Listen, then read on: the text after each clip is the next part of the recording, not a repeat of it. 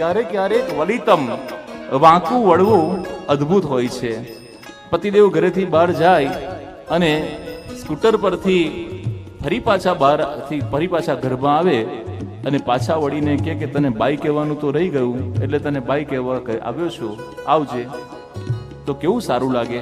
આ વિપરીત કર્યું એમણે, અવળું કર્યું. આવું કોઈ દિવસ કરતા નથી, પણ આજે કર્યું. તો વલિતમ મધુરમ, સ્ટેશન પર મૂકવા ગયા હોય અને વલિતમ મધુરમ પાછું વળી અને તમને બાઈ કે તો એ વલિતમ કેટલું મધુર લાગે. એરપોર્ટ પર ગયા હોય, અંદર જતા રહે, કાચ હોય, તમે એકબીજાને ખાલી જોઈ શકો, સાંભળી ન શકો, છતાં પણ પાછું વળી અને તમને બાઈ કે તો એમનું પાછું વળવું કેટલું મધુર લાગે. વલિતમ મધુરમ. પ્રભુ 3 અંગેથી વાંકા વળેલા છે.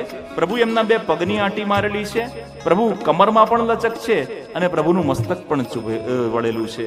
તો 2 પગની આંટી, કમરમાં લચક અને મસ્તક પણ ઝૂકેલું, આમ 3 અંગે આ પ્રભુ વાંકા છે.